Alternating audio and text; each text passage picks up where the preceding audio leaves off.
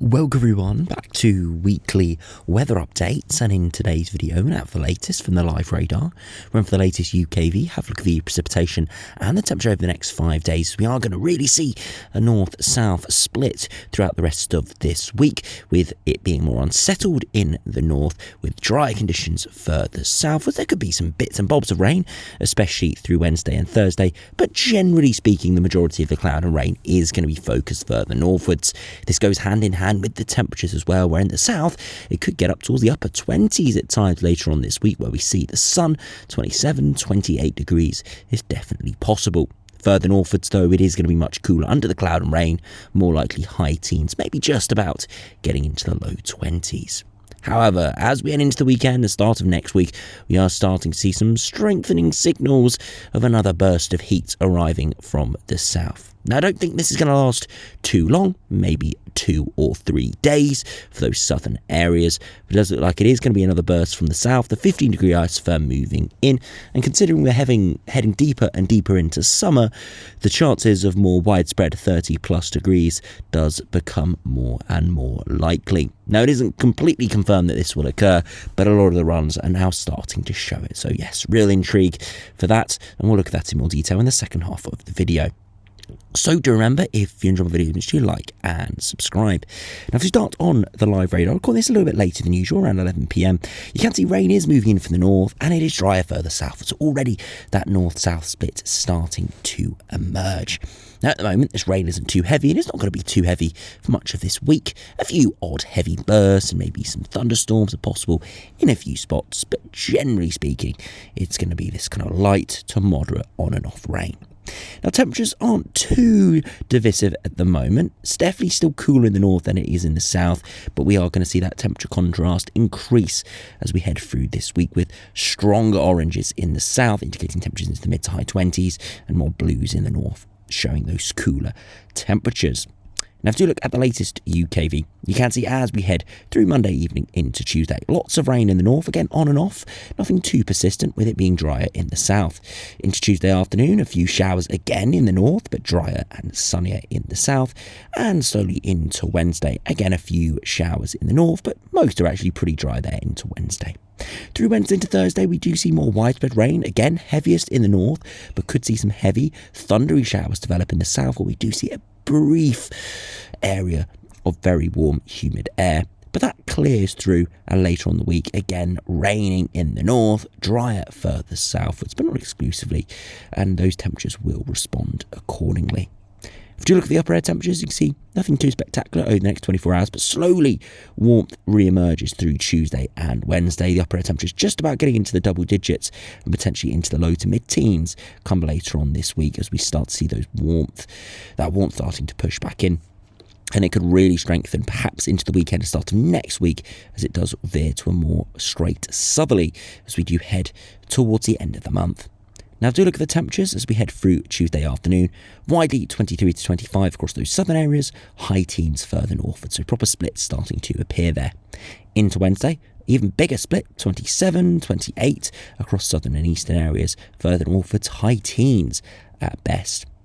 Into Thursday, once again, temperatures into the mid-20s, 24 to 26, again in the north, more around the mid to high teens. And then into Friday, again we're looking at 24 to 26 degrees, and again disappointing in the north. And that continues into Saturday, more widespread 26s or 27s across England, into Wales, but Scotland, Northern Ireland and the Republic of Ireland and Northern England there as well, mostly in the high teens. So definitely a big north-south split, both in precipitation and temperature over the next 5 days. But hopefully into the weekend, start of next week, we do start to see that warmth become a little bit more widespread. Now, if you head over to the longer range charts, you can see the westerly flow at the moment. This is going to tilt to more of a southwesterly later on this week, and that does encourage that warmth. You can see, though, through the weekend and start of next week, a bit more higher pressure building in, which should allow that warmth to become a bit more widespread. You see those southerly winds pushing in a little bit further, you can see the 15-degree isotherm starts to waft in, not only for southern England, but further north. It's even the 20-degree isotherm pushing in here for the 2nd of July in that southeast corner. And again, if we zoom in, those sort of temperatures could be very hot in the far south, potentially on the 1st of July, looking at low to mid 30s. Again, it's on the warm end of the ensembles, but just shows you what could occur if that southerly gets going.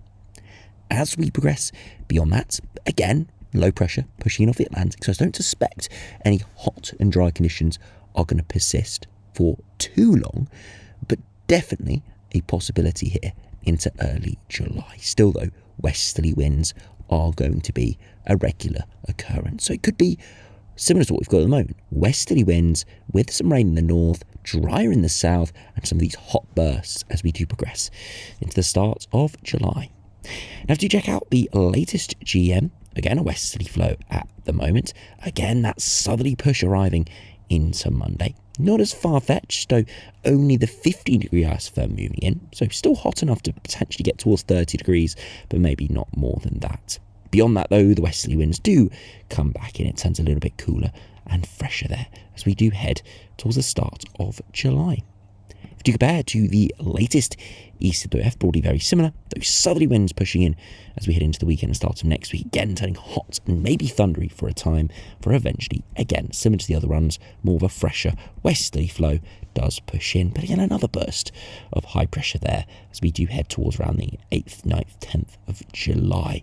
So definitely a strong possibility of more bursts of heat from the south, but I don't suspect anything too persistent at this stage. Definitely looks like a fairly mobile pattern. Yes, southerly or southwesterly winds do look favoured with the current orientation of the jet stream and with the heat still across Europe, so hotter bursts are favoured, but definitely looks like more of a westerly flow is going to be predominantly there for the next couple of weeks. We can see that from the latest ensembles, very up and down over the next couple of weeks, but generally see a lot more ups than downs. It's very warm over the next 2 or 3 days, big drop later on this week, and then it jumps back up into the weekend with the upper air temperatures back into the low teens. And then again, you can see the spike appearing here around the 1st, 2nd, 3rd of June. That's where we could see another burst of real heat. You see the operational run there getting very hot before it starts to drop off a little bit. But loads more hotter runs appearing, again, just showing you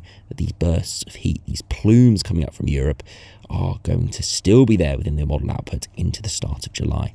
Lots of rain coming potentially around Thursday. We saw that with those heavy showers in the south and the east in that first burst of warmth later on this week.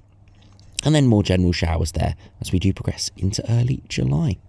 If you look at the teenage temperatures, you can see pretty similar, very up and down over the next couple of weeks, but generally warm or at least above average looks to dominate the foreseeable future. And you see from the latest ECWF ensembles, very similar.